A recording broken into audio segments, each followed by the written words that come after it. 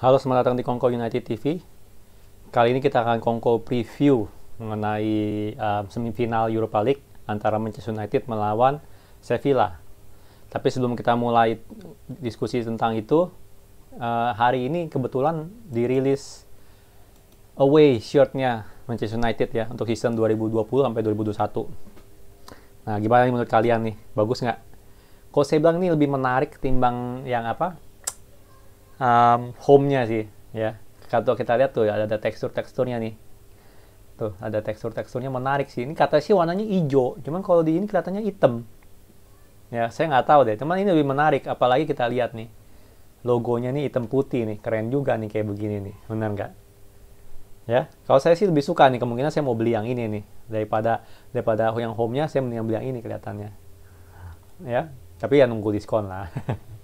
Oke, kembali ke Sevilla, MU Sevilla ya. Kita ngomongin soal Sevilla dulu deh, bagusnya. Sevilla, kita lihat dia lawan Wolves kan kuat ya. Wah, lihat aja tuh shotnya 18, shot on target 5 ya. Wolves sendiri berapa nih? 6 dan 2. Tapi kita tahu kan, siapapun yang nonton pertandingan itu tahu Wolves itu main play safe gitu, dia parkir bus ya kan. Saya yakin kalau dia main seperti biasa harusnya nggak seperti ini ya. Mungkin dia karena tahu Sevilla ranking 4 dan dia Sevilla jago ya di Europa League ya. Jadi mungkin mereka sedikit takut gitu loh untuk bermain seperti biasa ya. Sebenarnya kalau dari materi pemain semua saya yakin sih harusnya nih mereka cukup imbang, nggak seperti ini ya. Cuman ya Rui Patricio-nya itu dia memutuskan untuk taktik parkir bus ya. Sayang sekali ya sebenarnya ya.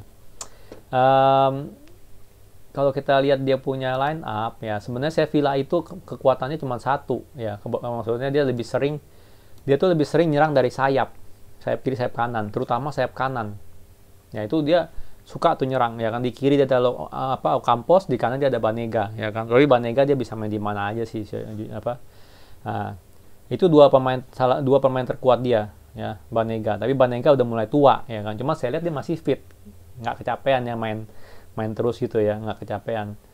Nah, menurut saya yang kanan ini bisa problem banget buat kita. Jadi ada Banega dan juga kita tahu nih Jesus Navas ya, walaupun dia udah tua juga dan kaptennya kan, tapi dia nih wingback yang bagus gitu loh, wingback yang bagus. Dan kita punya kelemahan di kiri kita, di back kiri kita, yaitu Brandon Williams. Menurut saya ini yang kalau dari segi pemain kita nggak kalah materinya, bahkan kita lebih bagus, benar nggak? Kita ada Pogba, ada Bruno, ada Rashford, ada Martial ya kan. Itu kita di atas kertas lah menang gitu loh harusnya ya kan. Cuman kelemahan kita ini yang di back kiri, karena nggak ada Luke Shaw, ini takutnya bisa dieksploitasi oleh Banega dan Navas ya. Mereka experience-nya tinggi ya kan, lawan Brandon Williams yang ya baru ngangkat kan, benar nggak, di awal tahun kan, karena Luke Shaw cedera waktu itu kan.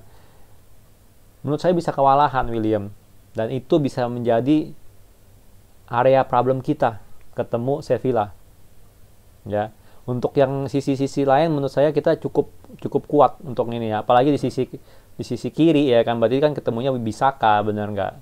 Itu mah saya masih yakin gitu kita bisa meredam serangan dia di situ. Cuman yang di sini nih, serangan di sisi kanan dia, William harus di backup, saya bilang. Jangan dibiarkan sendiri. Saya ingat banget tuh yang di pas lawan Copenhagen ya, kita hampir kebobolan gara-gara William. Itu Lindelof udah masuk, Lindelof sampai marah-marah, marking gimana ya kan. Cuma nggak bisa disalahin juga gitu kan, karena William tuh masih muda ya kan. Dia tuh masih entah dia lebih muda atau sama umurnya kayak Greenwood. Cuman dia main terus karena nggak ada pengganti lain ya. Itu bisa problem dia pokoknya. Dia harus di backup. Kalau dia nggak ada yang backup, ini bisa kecolongan kita nih dari sini nih, dari kanan sini bisa kecolongan ya, bisa bahaya ya. Jadi Valencia suka nyerang dari sayap. Menurut saya sayap kiri kita nggak masalah karena ada Bisaka dan dia kuat ya. Sterling aja kan ampun-ampun sama dia kan. Nah, kalau di kanan nih ya, kita berharap aja nih Ole ada instruksi khusus lah untuk meredam serangan dari sayap kanannya Sevilla ya. Kalau dari segi ini starting 11-nya menurut saya seperti ini ya. Kita harus tampil full team. Udah pasti harus full team ya. Jujur lawan Copenhagen menurut saya kita nggak terlalu jelek mainnya. Cuman memang kurang tajam ya. Karena 2 minggu libur main bola ya kan. Terus pas lawan LAS, tim cadangan yang main, tim inti kita nih masih kurang tajam gitu loh permainannya. Antara teamwork gitu kan, atau passing-passingnya, kerjasamanya lah terutama gitu ya, itu kurang tajam ya. Jadi harus mainin tim inti, itu udah pasti harus ya. Toh kita cuma 2 pertandingan lagi, final juga minggu depan ya, main full, udah pasti harus main full ya. Di kiper saya nggak mau lihat Romero ya, saya mau lihat De Gea ya. We need the best ya, we want to win this, kita mau menang Europa League ya. Trofi pertama buat Ole, trofi pertama buat rebuild tim kita nih yang sekarang ya kan. Banyak-banyak pemain-pemain yang bekas Mourinho lah, siapa-siapa itu ya, sebelumnya Moyes itu kita hilangin kan, benar nggak, benalu-benalunya. Ini kita rebuild tim.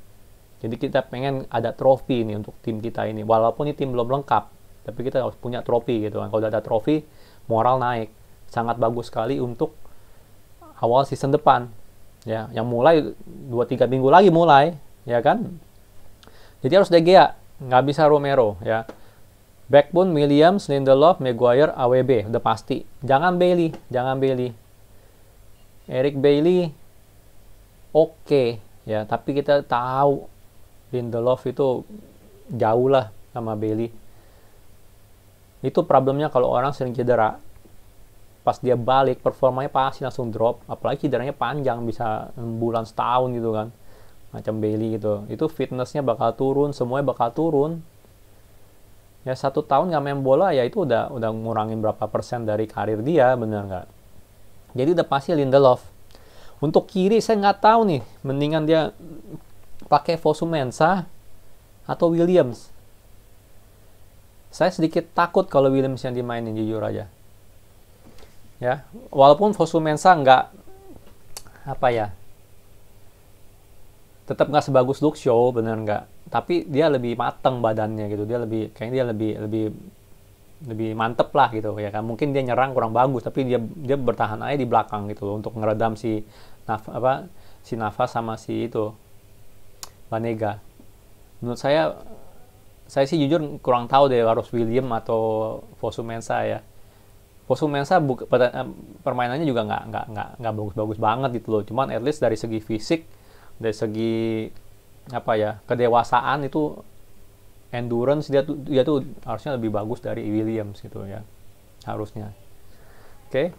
Di tengah saya ngarepin ada Pogba ya, udah pasti Pogba, ada Matic sih ya. Sebenarnya Matic atau Fred masih oke sih, karena saya lihat Matic nih on off karena dia udah tua.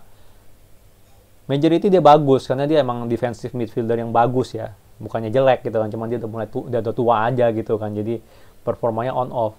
Cuman saya lihat akhir-akhir ini kalau Fred yang main ya, gantiin posisi Matic itu lumayan sih sebenarnya, nggak jelek ya.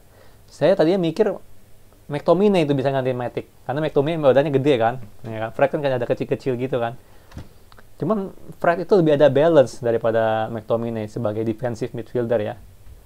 Kalau McTominay bener-bener box to box midfielder banget dia sih, nggak defensif gitu loh ya.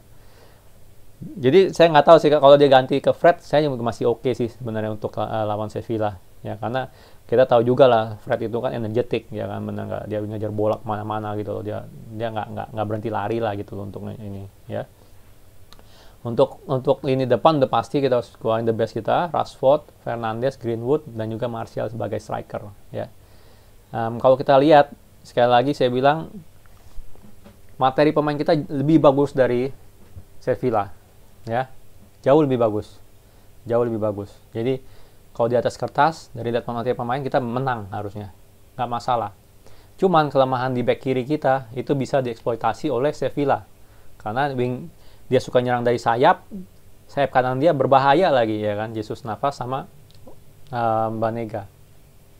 Nah itu yang saya worry aja sih, yang saya khawatirkan kita bisa kecolongan di situ. Dan saya harap please Ole jangan main 5 defender ya. No more 5 defender. Kita bisa menangin ini, kita nggak perlu main 5 defender. Jangan main bertahan. Ya. Lawan Chelsea kita main 5 defender, lihat hasilnya gimana.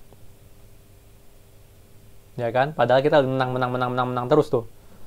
Ketemu Chelsea mainnya 5 defender. Ngapain main 5 defender? Udah nggak perlu lagi main 5 defender. Ya. Saya harap sih nggak. Kalau main 5 defender, wah itu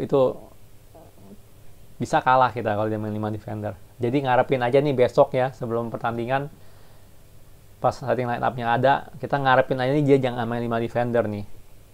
Ya. Jangan main 5 defender. Sisanya kita harusnya menang. Ya, saya yakin kita bisa menang. Ya. Skor berapa? Waduh, pasti mepet ya. Saya rasa sih 2-1. Kita kayaknya nggak mungkin nggak kebobolan. Ya, 2-1. Entah itu di extra time atau apa. Yang pasti sih 2-1 harusnya sih kita menang. Ya.